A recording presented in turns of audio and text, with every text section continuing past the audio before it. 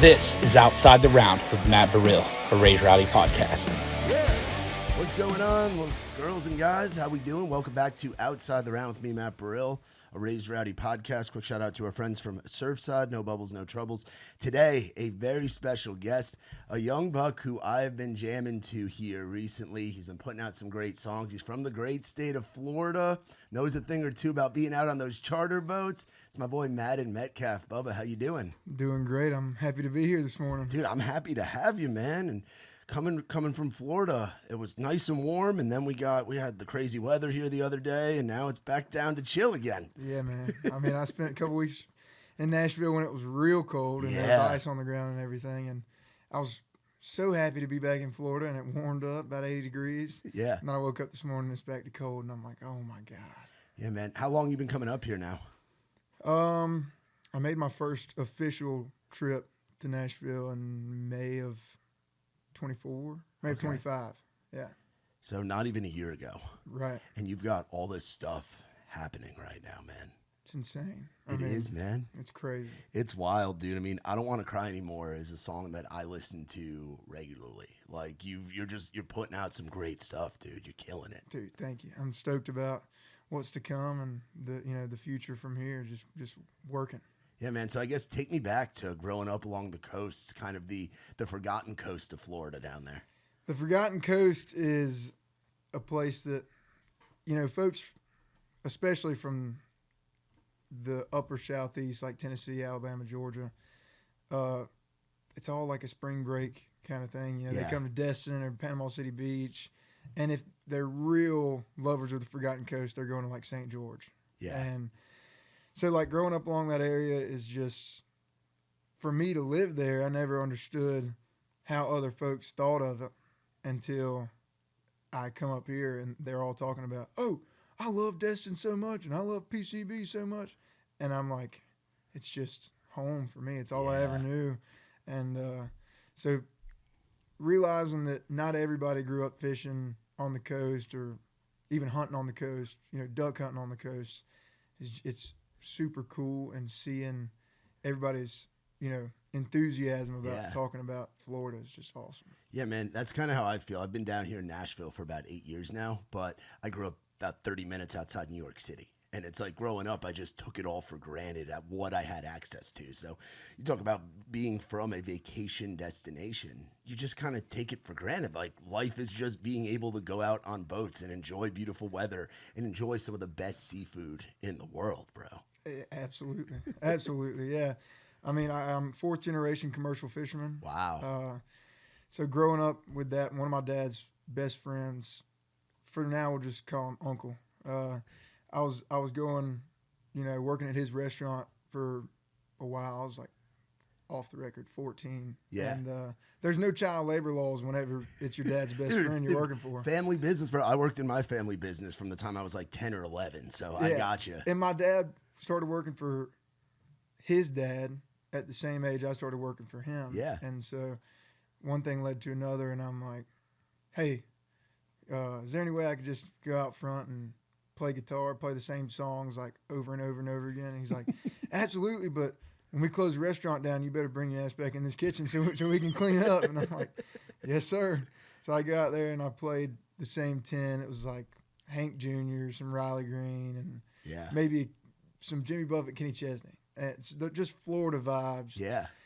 And I played those same 10 songs. I made like $40 or $50, and I was like, I'm never going back to the kitchen ever again. And I went back to the kitchen and cleaned up, and a few months later started working on the crab boat and commercial fishing, and just really that's when I started getting to understand what I can write about. Like they say, write what you know, and working out there and just busting your tail every day. There's nothing better for me to write about than just like, the best thing about being out there is you can't think about what's going on back home. You got to think about reeling in this fish, or, pulling the next crab trap or throwing out the next crab trap. Yeah. So, I love it. Yeah, man, it's a work ethic and a grind that's needed to succeed in music, with getting songs out there, spending time in the studio, writing songs, all the meetings with the team, all that. It takes a lot of work ethic. So to have those skills from being out on the boat and being out on the water with the family, man, that's obviously translated pretty well, I'm sure, for you. I like to say I know what I could be doing right now. Yeah. Besides sitting right here at Raised Rowdy. Yeah, man, absolutely. So when did the ball really start rolling for you? You've been coming up here less than a year now. So kind of take me through the journey of what led you to coming up here and really being able to be the guy that's got songs out there that people are listening to. I mean, my dad has always played guitar, and music was always so big for us, but I never understood. It's the same thing like being from Florida. I never understood how big it was to us until I started hanging out with folks that didn't listen to music as much as we did. And I asked him, I'm like, why do you listen to, Johnny Cash so much? And he's like, well, it's not even about Johnny Cash. It's, I understand there's a story, and I'm being told a story. And I was like, okay. So he said, if you can't tell a story from a song, don't listen to it. And I was like, yes, sir. So that was probably 10 years old. And I just tried to take a story from everything I heard. And I just fell in love with the storytelling of country music. And one thing led to another. In 2018, my dad and Riley Green had a mutual buddy. We went backstage. Riley played at Florida State. And I saw Riley playing on stage and just this crowd of people. He was just entertaining, a couple thousand people. I told my dad, I was like, I want to learn how to play the guitar.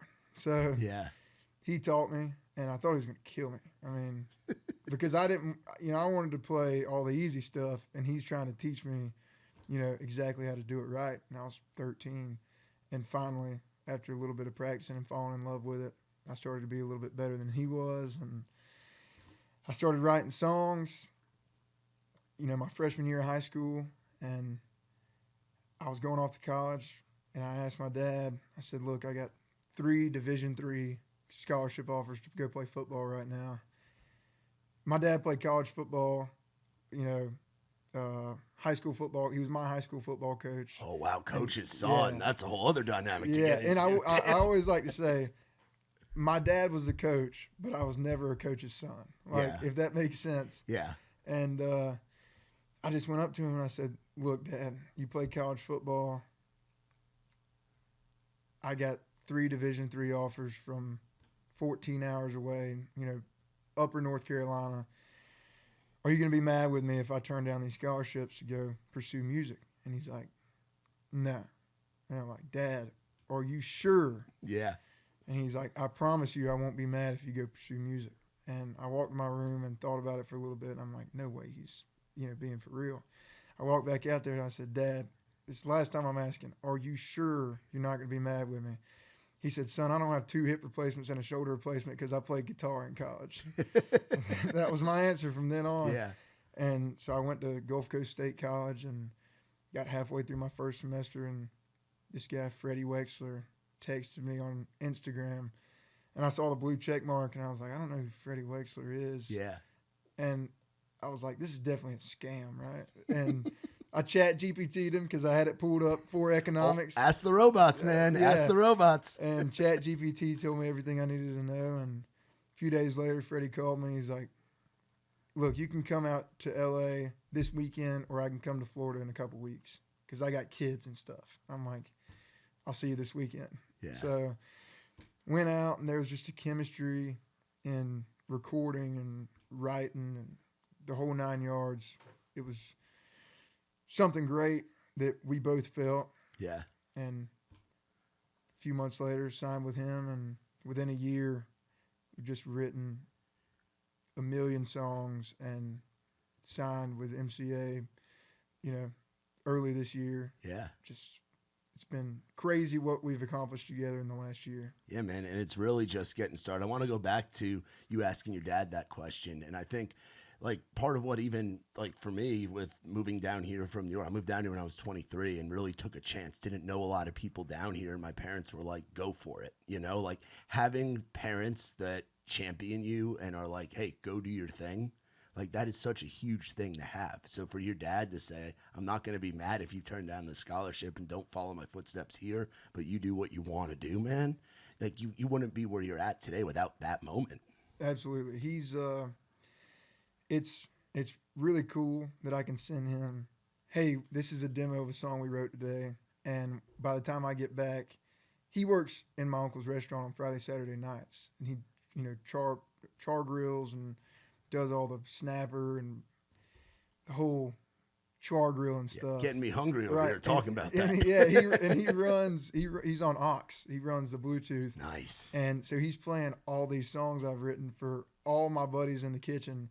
And by the time I get back, they're like, man, I wrote this song 2 weeks ago. And they're like, man, I love that song. That's the best one you've. And I'm like, how do you know that? And they're like, oh, your dad's played everything. And I'm like, that's awesome. But it's cool to go back and, see what they like and hear how much support I have back home. Yeah, man. I mean, it takes the hometown thing is special, and a song that I love that you put out, like My Hometown. Talk about that a little bit, because you're somebody that is a proud Floridian, and that's always going to be something that's in you, man. Absolutely, and it's so overlooked in the country world. Like Florida and country folks usually don't put together. And I went out to LA one of my first times out there, and somebody said, if you're from Florida, why do you talk like that? And I was like, I'm not from your Florida. I'm from my Florida. I'm from North Florida. You're thinking Orlando, Miami. I'm talking about, Wakulla County. Yeah. And that is something nobody ever thought of. And they're like, so what do you mean North Florida? I'm like, look, you're in Florida until you're in Orlando, and everything south of that is South Florida. Yeah. And we're basically an extension of South Georgia, South Alabama. Yeah. In North Florida. But like my hometown, we just had this idea of, you get to know somebody so well, and you can know people well all the time, but every now and then you get a chance to know somebody just like you do your hometown. Every beauty mark, every freckle, the good, the bad, the ugly. And we thought there was something really special about being able to know somebody the same way you do your hometown. And that comparison is just spot on for falling in love with somebody or just knowing them in general.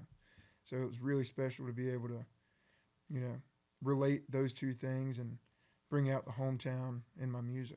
Yeah, man. Florida is a state, like you said, that gets overlooked with country music. I mean, you talk about the history of folks that are from down there, like Brian Kelly from Florida Georgia Line, Jake Owen, John Anderson singing about the Seminole Wind. Like, there's so much history of great. I mean, and even the Southern rock stuff, like the Skinners, the Molly Hatchets, the Outlaws. Like, there's so many people that come from North Florida, whether it's out towards the Panhandle or it's up there in Duval. Like Absolutely. It's such a musical state, and I think a huge part of that is you guys have so many opportunities to play. You talk about your uncle's restaurant. I think of places like the Floribama. I think of all those bars like the Salty Goat that's in Panama City. Yeah, man.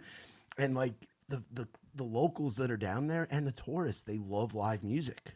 Like, you're in an environment where you grow up listening to bands play versus DJs. The DJ thing is like a South Florida thing, right? Exactly. Yeah, I mean, all up and down the Forgotten Coast, you're not going to pass many places without live music. Yeah, and it's such a cool thing because I've been able to see cover bands entertain like they're the headliners of Gulf Coast Jam. Yeah, and it's just a Friday night in St. Mark's or a Friday night in Panacea.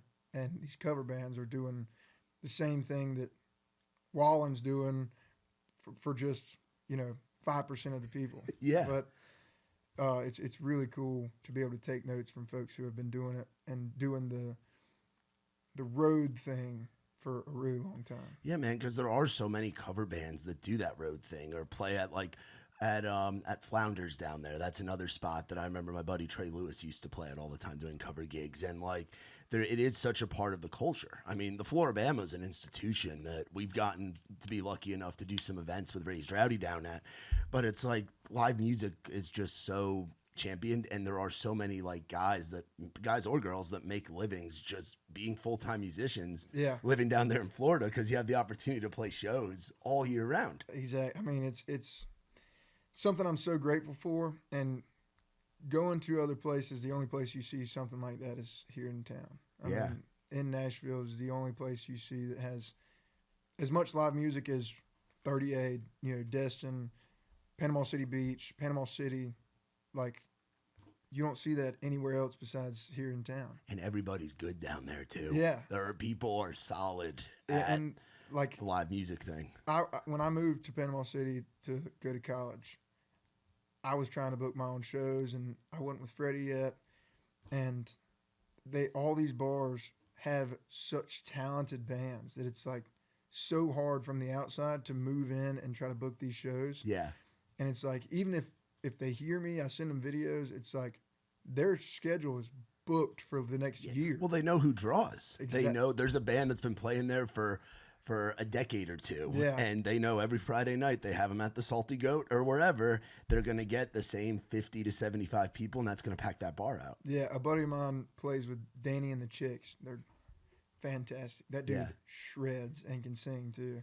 My uncle that was like lead for praise and worship at his church introduced me to him. He's like, you should go over there and write and play guitar with him. And I went and played with him, saw him play, and they would let me play a few songs just to try to start booking shows. And that guy shreds. Yeah. And I mean, they're talented artists. Like, they may be playing cover shows and only cover shows, but the things that they're doing with those songs to make them theirs and really entertain a crowd, it's unbelievable. And those medleys, bro, when they get into their medleys and mix like some heaters together, man, like that's the thing too, is like you got connected with Freddie and got eyes on you through social media and posting videos in your small town. But there's a lot of guys and girls that'll blow up but don't have the experience of playing in front of people. They play in front of a phone, the right industry people see them, and then they get thrown on tour, but they don't know how to be on a stage. Right. You've been watching people on stage your whole life. You've gotten the opportunity to try to win over a room of people that are eating seafood at a restaurant, So I feel like that experience is going to help you so much when you get out there on tour doing the damn thing. It's, one of the best pieces of advice I could have ever asked for. My dad said, whether you're playing for 10 people or 10,000 people, you play the exact same way. Yeah. And so playing these waterfront restaurants where folks are just there to eat until maybe 9:30 when I got 30 minutes left in my show, and then they start drinking, it's really rough to sit up there and be like, I'm background noise right now. Yeah. But if you can find a way to stand out in those restaurants, then you can find a way to stand out in any other crowd in the world. Yeah, bro. Absolutely. Folks are worried about one thing, and it's eating. They're not worried about music. If they were playing Jimmy Buffett over the speakers, they'd feel the same way unless you really try to stand out. Yeah, man. Speaking of eating, what's your go-to seafood? So at the restaurant in Panacea, we have this thing that I invented at 14. You invented it. All right, you're the creator. So I was like, I want yum yum squid. We have like our signature yum yum sauce, and they say calamari. Sorry, calamari, yum yum calamari. And I was like, but I want some shrimp, maybe some fried oysters too. So we just threw a bunch of stuff together, and my uncle that owns a restaurant, he's Greek, and so we called it Greek goulash. Ooh. And we just threw all this stuff together and just smothered it in yum yum sauce. Cannot beat it. I mean, the Greeks know how to cook. Oh. I got a cousin whose family's from like Cyprus, like one of the islands off of Greece, and they have a chain of diners along the Jersey Shore, where like those 24-hour diners, you can get whatever you want. The menu's like the size of the Bible, like it's just endless options. Yeah. The Greeks know how to do it, man. They know the restaurant game. it's wild. Have you ever been to Captain Anderson's in Panama City Beach? I don't think so. It's same family, same Greek family, and their way of cooking is the exact same. I don't understand it. They do Greek style everything, and it's like Cavender's Greek seasoning. Shout out. Yeah, like you could put lamb with anything, bro, and it's just unbelievable. You get into those like kebabs, you get old tzatziki in there. What do they bro. call them? It's spelled Gyro. Hero. So I've heard people say, I grew up saying gyros, but then I was corrected to say euros, but I still say gyros sometimes. It kind of depends on the day where I say. I don't see as many of them down here. There's a couple random food trucks in Midtown where they sell them and stuff, but like up in New York, they're everywhere, bro. I bet. They're everywhere, man. Talk about your first impressions of Nashville when you started coming up here, because it's a very different place than where you grew up. So my first ever trip to Nashville, my mom said, hey, look, your sister's moving to Pigeon Forge. If you help me move her to Pigeon Forge and you don't complain or nothing, I'll take you to Nashville on the way home. And I'm like, yes, ma'am. Absolutely, anything. Because at this point, I had started writing a little bit, and, you know, this was the When It Rains, It Pours, 7 Summers era. Yeah. And so I didn't complain at all. Yeah. I, unloaded every piece of furniture and drove the U-Haul, did all the things. Through all those hills out there in Pigeon Forge. Beautiful out there, too. I was excited. Yeah. And so we get my sister all moved in Pigeon Forge. She's going to, like, work at Dollywood because she's like a theater girl, and she wanted to get her foot in the door of, like, doing theater and performing arts, that kind of thing. Nice. So we're on the way back, and I'm like, Mom, we're going to Nashville, right? And she's like, we're going to Nashville. And we booked this Airbnb, and it's a Wallen-style Airbnb, and it's just had all these Wallen-themed Airbnb? I'm like, it had Wallen pictures all over the wall. Wow. I'm like, a bachelorette party's dream. Yeah. I'm like, what are we doing here? And we get out of the, I'll leave that out. We got out of the car, and I look on the ground, and there's some obscene things, but yeah, I mean, Nashville. it's exactly what you would think was at a Wallen-style Airbnb. And you're there with your mom. And her, like, her friend who had just retired from working with her. Love her to death. Yeah. Call her Aunt Mary. But she was just as good of a time as my mom was. Yeah. And so we go to Tequila Cowboy. It's like 4 o'clock in the afternoon, and I'm just looking around everywhere, and I'm like, oh my God, this is heaven. Like, this is exactly what I imagined. And there's just beautiful girls everywhere. And I'm like, all right, let me explore a little bit. I'm like, Mom, stay here. I'm going to go explore. You enjoy your girls' trip with Aunt Mary. Yeah, with Aunt Mary. And I realized that Tequila Cowboy connected to what used to be Wannabe's karaoke bar. Yeah, bro. It's a whole maze in there. I was like, okay, Mom's never going to find out that I'm at Wannabe's. And I went in there, put my name on the karaoke list, and just told everybody. I had my Taylor County High School hat on. It said TC.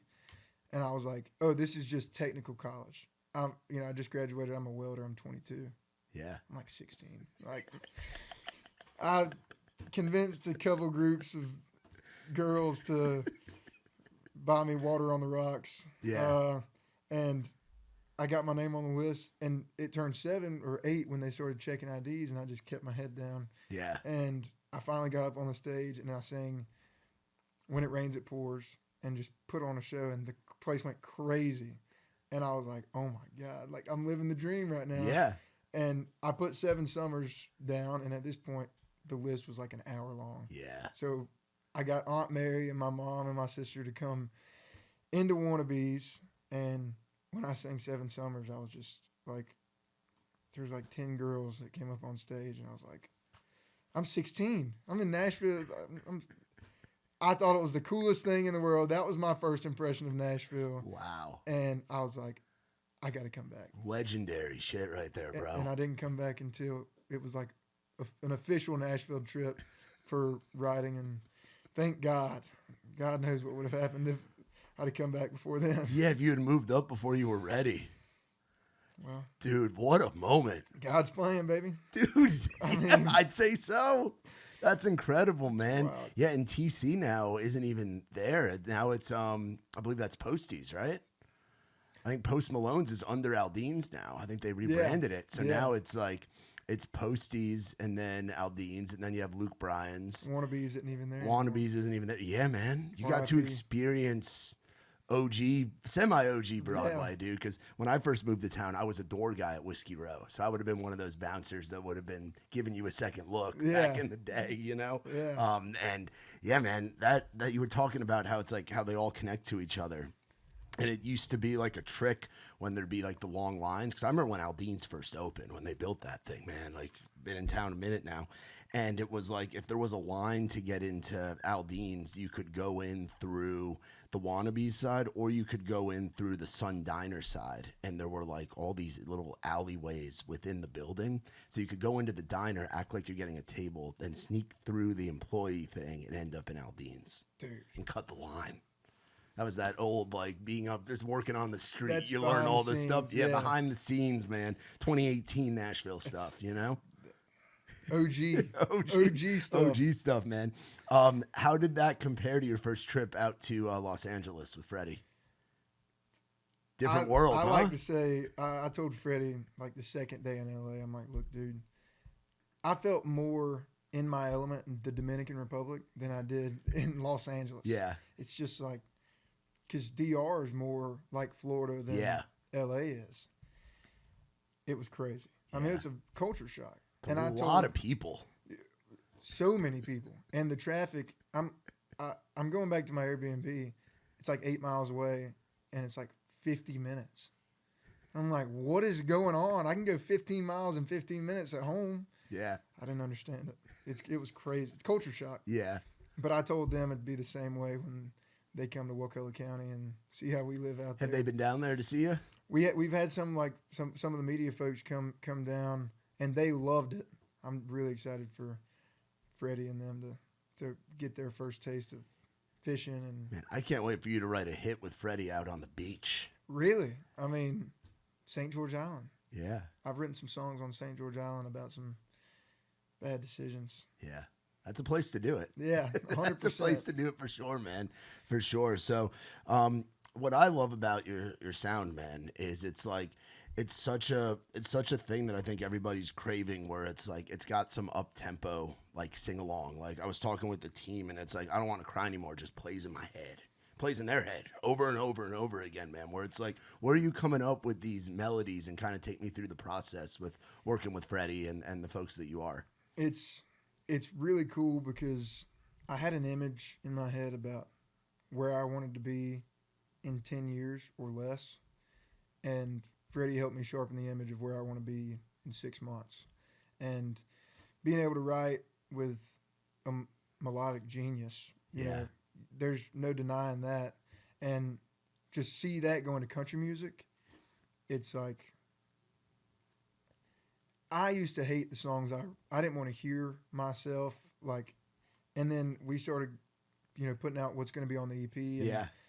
And now I'm starting to enjoy, you know, what we're writing, and it's a crazy thing to see the difference between what I used to write and what I'm writing now, and just sharpening the craft and the production and everything between Freddie and Paul Sykes. Oh, Paul's a G, man. He's the man. He's been playing our Writers' Nights for years, man. It's been awesome watching what he's done, man. He's been producing. He's a beast. Yeah, so like going over there and writing something, and the next day he has this radio-ready track. And I'm like, dude, this is crazy. How did you do this? And he's like, I don't know. I'm like, dude. Yeah, he's a G. So seeing them two come together and really get the,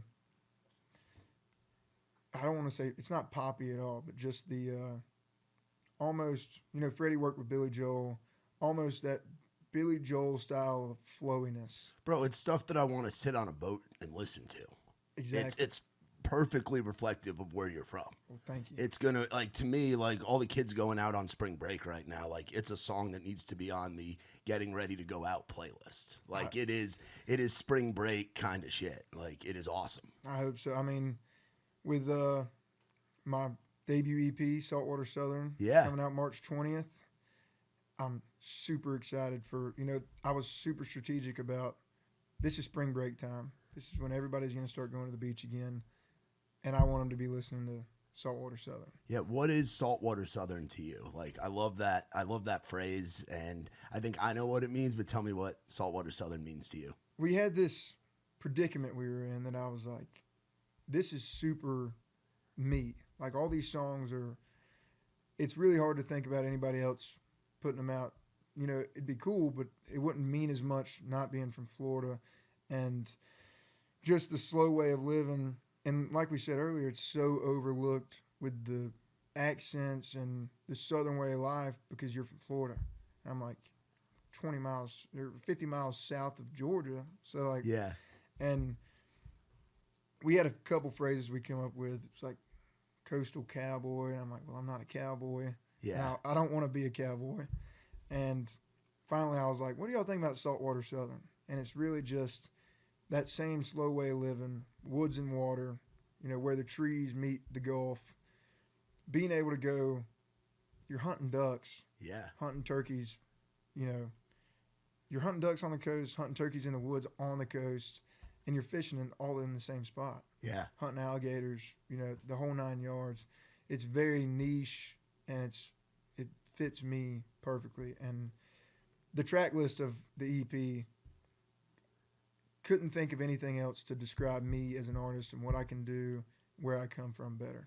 Yeah, man. And I think that's so important to have out there early on. Like when I think of like somebody's first project, like it's the world getting to know that artist, you know, it's so important. Like I think back to the early Wall and stuff. I think back to like that, you talk about When It Rains It Pours, like that first Luke Combs record, the first FGO record, you know, where it's like you got to know what those guys were about. And I think the world's going to get to know what Madden Metcalf's about with Saltwater Southern, bro. I hope that's the case. I mean, it's really shows every aspect of what I love. And it's not such a strict country record. It's like we have a song on there, Young Loretta, and it really could be whatever genre you want it to be. But it's real, and it means a lot to me that I can go out there and make it country and put some pedal steel on it and put some blues guitar on it and just mix it all together. And that's like part of the Saltwater Southern. Who is Young Loretta? What is Young Loretta? So tell me about it. Young Loretta, I like to tell this story. So my dad would always tell, if my sister brought a guy over, he'd always say, look, my best friend owns 400 crab traps in Ocklackney Bay. If you hurt my daughter, you're going to wind up in every single one of them. And I found something very interesting about that. And there's a lot of girls where I come from that are just sweet as sin, but twice as dangerous. Just like, stay away from them kind of thing. And we had this idea about, you know, she makes love like a V8 truck, but she looks like Young Loretta. And I was like, sold. Yeah. And we wrote that, and it's, like I said, it doesn't even have to be country. It's just real, and every person has a Young Loretta in their life. Yeah. You know exactly who I'm talking about. You know, you should get away from her. You just can't. No. At all. You don't want to, man. You can't turn the other direction. I mean, and like you said, you don't want to. Yeah, man, absolutely. That's awesome. And I think it's awesome that you're working with Freddie, one, because he's a legend, but two, like his experience, like you talk about, like in today's climate of where music is and where country music is, a lot of the Billy Joel stuff would fit in the world. Like Billy Joel, if he were coming up now, could be on a country music festival. Like Absolutely. the genres, he could be like in where like that Red Clay Strays or that Muscadine Bloodline, like in that world with some of his stuff that Freddie worked on with like almost, I don't want to say Marcus King, but almost a Marcus King kind of. It's in that realm, dude. Yeah. And that's what's so cool is you can just take chances. It used to be you had to kind of be in this box, or your brand had to be in this box. But where you come from, there's so many different styles. Like there's even like the steel drums and the islandy thing, because you're along the coast. Like you could really do whatever the hell you want to do. It's I've heard a lot of artists say country music is the biggest it's ever been. And not saying, you know, obviously streaming wise and radio wise, it's huge right now. But the fact that all these different people can have their own lane and all be going up at the same time, because they're not the same artists anymore. Yeah. Like there's not just one great guy that has pedal steel on a song. Like we can all have all these different instruments and we all sound different, and it's really cool to be able to go up at the same time as a lot of other artists, and you know that you're never going to have to butt heads or try to sound like each other, because you're all in your own lane and you're singing about different things. Yeah. But it's still country because it's real music and country fans love it. Yeah, man, it's that storytelling. Like you talk about growing up with your dad. Like it's the story, man. Absolutely. It's about the story. It's a little more than 3 chords these days, but it's still the truth. You Yeah. know, it's and there's so many. I look at it like there's flavors of ice cream. You know, we have a shit ton of flavors of ice cream out there right now in the Yeah. country music world. You want to rock a little bit, you throw on some Treaty Oak. You want to get a little degenerate and wild, you throw on some Gavin. You want to get in your feels, you can throw on a Sad Zach Top song. You Yeah. know, even on the female side, like Ella and Megan and what they're doing. Like, there's so many different styles, man. Don't get me started on Ella. Yeah, I'm in love with her songwriting. yeah. And like she's killing. And it's awesome. She's somebody that I got to know. Like, I think I was her first podcast back in Really? the day. Yeah, I got to know her. I met her playing kickball during COVID when none of us had shows, and she used to play down at the Floribama and play down in Tuscaloosa and Birmingham because she's a South Alabama girl from just outside of Montgomery. And it's like, yeah, that's what's cool, and you'll notice that being in town more. Is you see other guys and girls like that become your friends and watching their journeys as well. Because it's like 5-6 years ago, she was sitting in your shoes figuring out what does she want to put out first. Right. You know, and now she's one of the biggest stars in the world. It's crazy. We had a write schedule with Joy Beth. And Oh, dude. JB is the homie, Yeah. man. Yeah, but she's the best. At this point in time, she was pregnant, right? Yeah, she just had her little one. Yeah. So she was pregnant, and that night Ella had sold out the Ryman, Yeah. and understandably so. Yeah. We didn't write that day. Yeah, man, she has a superpower, which I look forward to getting you on. I know you're playing Whiskey Jam tonight, which is gonna be awesome. But I look forward to getting you on some of our writers' nights and writers' rounds. And what's cool about the writers' rounds. Have you done any of those before? I did like a guitar pool kind of thing for like a showcase a couple cool. weeks ago. Okay, sweet. I love some rounds. Though. Yeah, I'm dude. really excited. We'll get you on those for sure. We've been talking about that with the team, so we'll make that happen. But sometimes you're in a bar and everybody's talking and it's loud, but then you'll get that one writer, that one artist that just knows how to shut the room up with not even saying like, "Hey guys, be quiet," but by having that thing. And it's JB's always had that, whether it was at Live Oak back in the day or it was over at Duck Blind or we've had her over at the local, like any room that we put her in, she just has this power. And I don't know if it's the softness in her voice, it's the lyrics in the songs. Like she can just get a whole room to shut up like that. It's crazy. She's just this tiny little girl from outside of Birmingham. You know, it's wild. I love to go back home and like they're like, who did you write this song with? And I can say, oh, the Warren Brothers or Dan Isbell or you know, Paul Sykes, whoever I want to say, and my buddies are not going to quite understand. No, you don't know unless you know or you're really, really into it. Like to us, I like to say they're not famous to you, but they're famous to the famous people. Yeah. And that really means a lot because songwriters to me mean more than a lot of artists, respectfully so. But it's just a songwriter town, and without those songwriters who just put in work every day, and they're the ones behind the curtain, you know, writing and great friends. Love this place as a songwriter town and the grind of being a songwriter. Yeah. Just we've been able to do a lot of cool things in the last year or so. Yeah. But there's nothing quite as cool to me as being able to sit in a room with a few buddies and just write a tune. Yeah, it's like they say, no farmers, no food, no songwriters, no songs. Exactly. And it's like that in the fishing world too. You don't have the guys that are out there working the traps. You're not going to have those crabs to eat at the restaurant. There's no crab cakes without the guys and girls working the traps. At all. You know, it's the same thing. Without the songwriters, you don't have the music to listen to.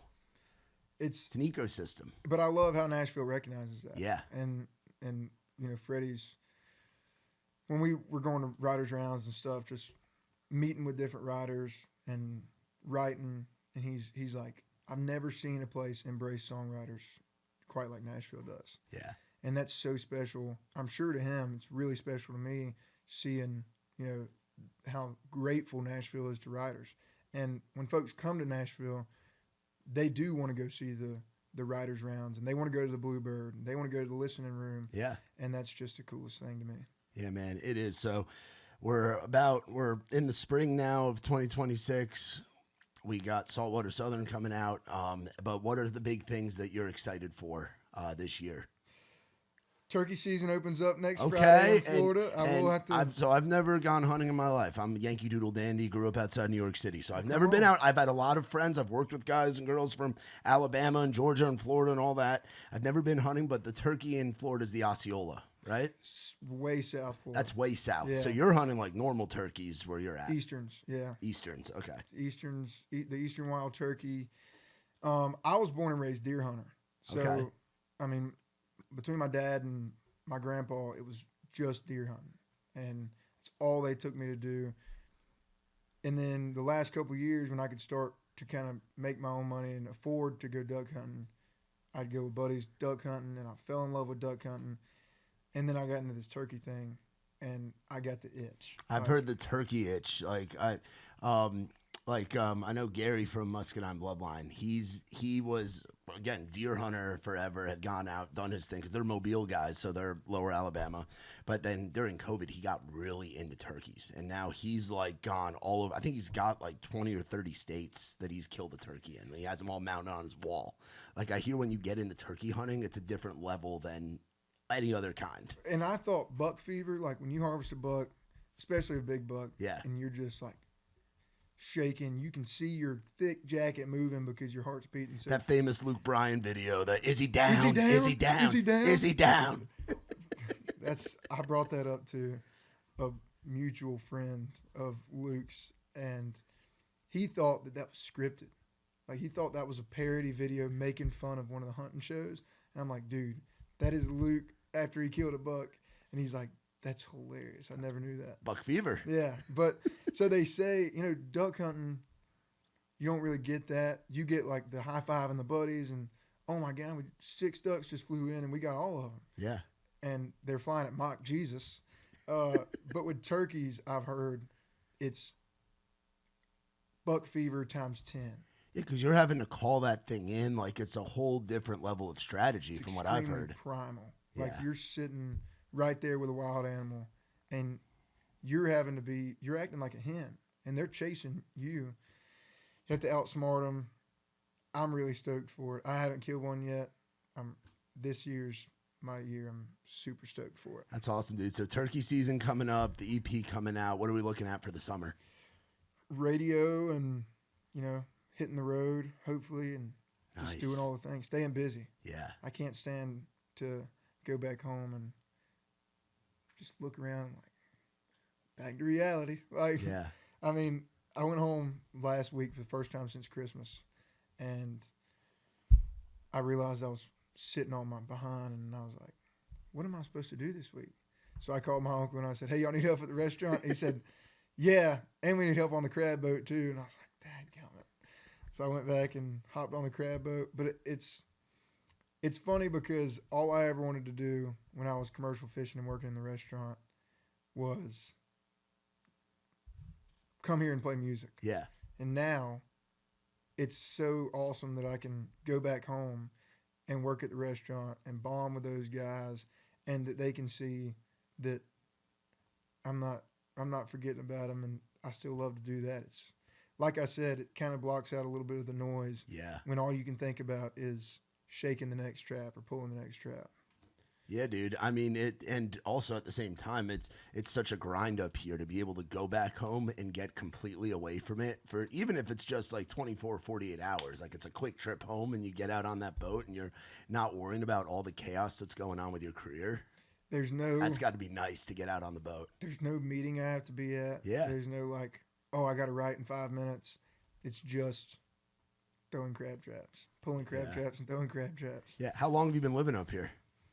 I'm still, see, right now is a weird period. Yeah, because I thought you weren't quite here, like you were still visiting, but now I hear you're going back home. So you like living somewhere in between, or where are you at? So technically, I live in Panama City. But that's okay. I So just it's moved another into part a of new Florida. house about a month and a half ago, and I've stayed 6 nights there. I don't think I'm really living anywhere besides maybe out of my truck. I mean, so I'm just kind of all over the place. When I'm here for a few weeks, and I love it. When I'm home for a little bit, and I'm off to the next thing, and I wouldn't have it any other way. I've been living out of a suitcase since 13. So well, that's gonna make why change it now? That's gonna make touring nice and easy for you when you get out there, bro. I love it. I love the go, just getting stuff done. Yeah. Like, what can I do next? Yeah. Because if I'm just chillaxing, time moves very slow. Yeah, same, bro. Absolutely. I can't wait for you to hit those college towns. I can't wait to hear about you playing in Statesboro, Georgia, or playing in which Statesboro is God's country. Shout out to all my good friends in Statesboro. I love Georgia Southern, man. Yeah, That's one of my favorite Southern. college towns. Or going into Tuscaloosa, or going into Starkville, or Knoxville, or Gainesville, or Tallahassee, places that you might have a little bit more familiarity with. Where is your college fandom allegiance at? I mean, I played a frat show for a good buddy of mine. He's a social chair at SAE at Troy in Alabama. Oh, that's Dothan, Alabama. Troy, Alabama knows how to get down. Yeah, and it's such a small college that they can still, all you have to do is play one show, and half the campus knows your name just because you played for SAE in springtime show. Everybody's at a basketball game, but so there I played Potbellies at Florida State. I don't know if you've ever been down there, but Potbellies is like Old Row ranked it the third best college bar in the United States. And the owner hollered at me. He's like, dude, I really want you to come play. And I'm like, I really want to come play. Yeah. So we hit it off there. So it's just really all over the place. And Panama City is going to be fun. Doing that same kind of Luke Bryan thing that he made all the frats and dude, that's the way to do it. If you're coming up out of the Southeast, like, why not? And that's why I love Statesboro. You can't talk about the history of country music because it's where Luke Bryan went to college with Dallas Davidson, and that was a whole era. Cole Swindell. Cole Swindell was a fan going to Luke's shows, helping him load in and out T-shirt gear, guy, right? And then he sold merch, and then he started writing songs. Nowadays, I mean, it's where Gavin Adcock went to college and had Dylan that famous Marlowe, one. Dylan Marlowe was Will born and Mosley. raised there. You got a lot of Borough boys. Will Cole Mosley, Goodwin, shout out. Cole Goodwin, Bryce Leatherwood. There's guys down there right now like Cade Beecher and Ben Bates that are cutting the teeth. I try to stay. Landon Smith's another one. Like, there's so many. Like, I try to keep my eyes and ears on, like, the state of Alabama, just because my history with Trey and the Muscadine guys and Ella and stuff. But then that South Georgia region, there's so much Borough boys. talent. The Borough boys, man, they say Gatta. They say get after that ass. They know how to party. They like, absolutely that is know their how to party. school I motto. mean, the Blue Room, yeah, man. that's such a legendary venue. That was the first show I did coming out of, like, during COVID. I went down there December 1st. It was the week that DDID came out for Trey, and I was selling his T-shirts, and it was my first time in there. Huge. How huge is that? Bro, it was crazy. That song was insane. Yeah, dude, and that was the first place that we went. That was my first time. I'd gone from working with Muscadine to doing that. That was my first time in Statesboro, and it was a time. And then we went back there 2 months later, played back-to-back nights, sold it out. You've got 1,000 Georgia Southern kids singing. Oh, dude, they get what? Yeah, dude, but not even just. That's just they love live music down there, and they just did Gatta Jam down there with Bailey and Hudson and Blake White, and like that's become huge. Yeah, man, it's just I can't wait for those college markets to have your live show in there, man, because like you said, that's a model that going back to Corey Smith back in the day in Georgia. I love Corey Smith. Yeah, man, he's the godfather. Without Corey Smith, you don't have an FGL, you don't have a Jason Aldean, you don't have a Brantley Gilbert, you don't have all those guys because he taught him, hey, start in the college town. For him, it was Athens, and then just grow your circle. Start selling out shows in Athens, and then you can work your way down to Macon, or you can work your way out to Milledgeville. Same thing in Florida with Jake Owen. It's like you start in Tallahassee when he was going to school at State, and then he started just growing his circle, man? I would say Corey Smith is my most under the radar influence. Yeah. I never knew he was crazy under the radar until I looked at like monthly listeners and followers and everything. Dude, yeah, he ended up just staying local in Georgia, and he had opportunities to come up here. Like, I'll be honest, I didn't really know who Corey Smith was till I moved down here. He's a Southern thing, and there's other guys that come up in that world too. Like, there's regionally, look in Texas, there's so many great artists just make their living playing in Texas. And it's crazy. There's legends in Florida. Like, you talk about those cover bands, it's like they're superstars in their small pond. They make a great living, I've heard a lot about like Coe and Parker both. Dude, yeah. Before they even toured outside of Texas, they had these crazy enterprises in Texas. And like everyone in Texas, the state of Texas knew their names. Yeah, dude. And no one outside knew who they were yet. Yeah. And they start touring the country and streaming like crazy, radio like crazy. I remember Co and Muscadine kind of worked out a little. They became friends back in like back when I was like 2017, 2018, like right when like Noise Can Play, and then when Harold Saul High came out, and we would go out with Muscadine when I was selling merch for them. We'd go out to Texas and open shows for Co, and then Co would come out to Alabama and open shows for Muscadine. Dude. And that was how Muscadine got into Texas, and that was how Co got into Alabama. And it's making those friendships because they were both huge in their markets and they were independent at the time. And we're like, why don't we just do this shit together? You come play for our crowd, we'll come play for your crowd. That's what I'm most excited for, is creating those friendships. Dude, that's so much of it is the hang and just being a good human. It's like if you're a shitty person, there's some that's find their way up to the top, but it's a lot easier and a lot more rewarding and fun when you're just a good human and you create cool shit with your friends. That's something what this is that I really want to live by, is just like, you see all these folks that are too good to hang out with, like the OGs of their lives, and like just these, for lack of better words, just like dickhead musicians that are just too good for their own good. Yeah. And I'm like, what's stopping people from being a good person? Yeah, it's not hard. I mean, I saw someone had said, if you pass somebody on the way up and you're an ass to them, you might have to pass them on the way back down, and you might need their help one day. Yeah. And I'm like, absolutely. I mean, we're all in this together. We're all going towards the same goal. What's stopping us from? It's like I see Luke Bryan and Blake Shelton now have their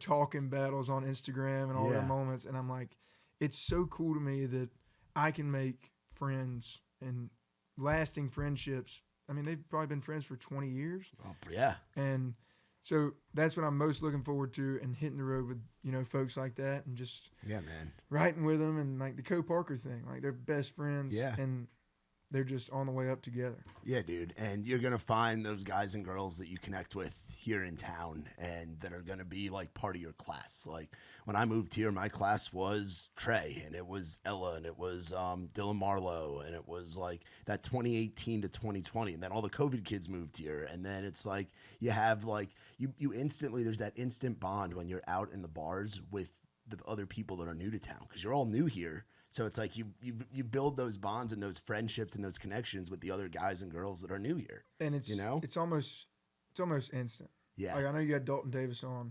Oh, dude, I love Dalton, man. How do you not like that guy? Yeah, man. We got connected with him through a mutual friend, through our buddy Sam Crabtree, back in the day. And they're from the same hometown in North Carolina. And we had Dalton playing our rounds that we used to do back in the day in Key West, and he played some of our stuff up here. And watching what he's doing right now is sick, man. That's a really good example. It's like me and Dalton could not get any more distant in our sound, and even the instruments that we use, the tempos, and we're like on the way up together, and we're supporting each other. Yeah. And he's got the pedal steel country thing going on, and I've got some of the modern stuff, still storytelling. Yeah. And it's really cool to see each other, and be right there next to each other. And I'm really excited to just see the future for both of us, and what we got in the future for all of these new artists that are popping out. Yeah, dude. Well, man, thank you so much for coming on here. This was freaking awesome. Thank you. Getting to hang, bro. Like, sky's the limit, brother. Like, it really is. I can't wait for Saltwater Southern to be out. And I can't wait to see your name start popping up on tours, hearing your songs on the radio, man, and just continuing to watch you grow, dude. And you ever need anything in town, man, you feel free to reach out. And welcome to the Raised Rowdy family, brother. Well, thank you, dude. I'm excited to thank you for having me. And man. Excited to get you down to Florida. Let's go fishing or something. Dude, I'm so down for that. Let's do it for sure. That'd be awesome. And I got a bunch of good food spots up here that we'll get you eating right. Not quite the seafood that you'd have, so we'll take you to some other stuff. There's all kinds of some great Mexican restaurants. That's what blew my mind about moving to the South. Was Southernized Mexican. Yeah, bro. It's an institution. Everybody says grace on a Wednesday night at a Mexican restaurant. Like FGL used to sing about. But y'all be sure to go check out our boy Madden Metcalf. Saltwater Southern, the new EP. Go and check it out and give him a follow on social media. Be on the lookout. It's a rocket ship that you're going to want to hop onto and somebody that you're going to want to say, I was listening to him back in 2026 before you're paying all kinds of money to go see him selling out shows around the world. For more on us, visit RaisedRowdy.com. Shout out as always to our friends from Surfside. No bubbles, no troubles. And we will see you guys next time. For my man, Madden Metcalf, I'm Matt Burrill. This has been Outside the Round.